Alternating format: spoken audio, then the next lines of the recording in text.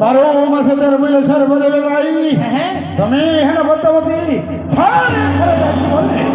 কি বললে ভগী পদ্মাবতী যে সকল দেবীর যেন 12 মাসে পুজো হয়ে থাকে তোমার স্থানে ভগী পদ্মাবতী। তবে শোনো দাদা, বলো ভগী পদ্মাবতী। বলবো আপনার কাছে রয়েছে 2টি জীবন রুদ্ধা তাদের যে নৃত্য গীত শ্রবণ করবো বলে আমি ছুটে এসেছি ইন্দ্র সভায়।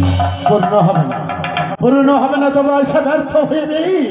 এই মাত্র নৃত্য সমাপ্ত হয়ে লক্ষ্য করো ভগী পদ্মাবতী। ওই যে দেখো কেউ বা প্রথম আছে কেউ বা কৃষ্ণ কবিরে তুমি ফিরে যাও ভগী পদ্মাবতী।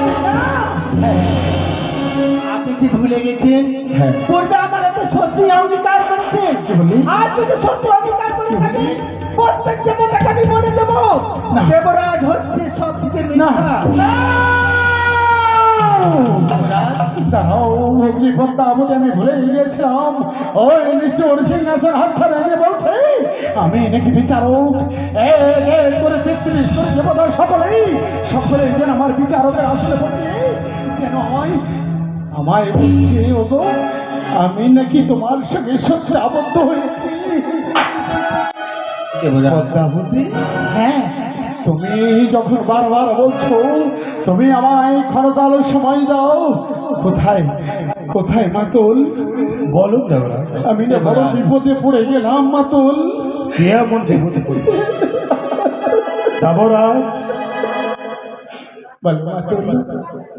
বলো দেবরা, এই মাত্র নৃত্য সমাপ্ত করে দেখো না কেউ বা পথ মাঝে কেউ বা জীর্ণ কুটিনি।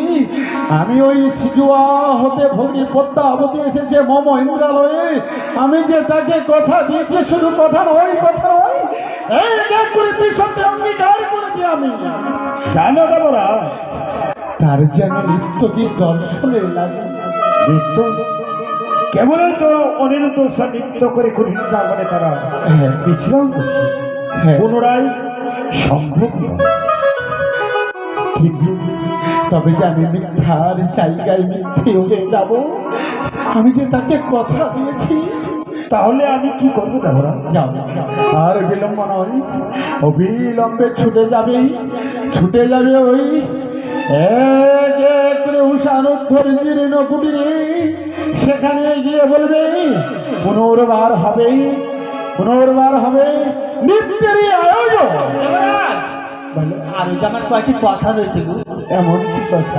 হ্যাঁ, তারা নৃত্য গীত করে খোলা মঞ্চের বাইরে।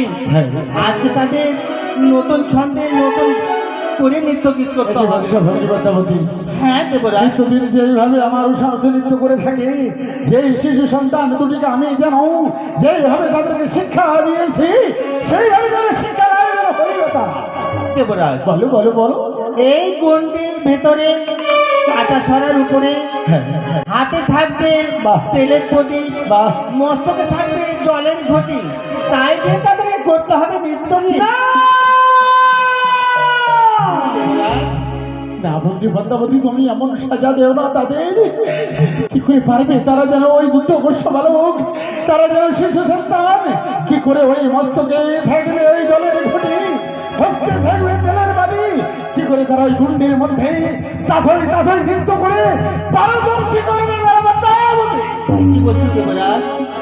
তবে আমি সিজুয়া থেকে যে আশা আকাঙ্ক্ষা নিয়ে এসেছি এই আশা আকাঙ্ক্ষা আমার পূর্ণ হবে না।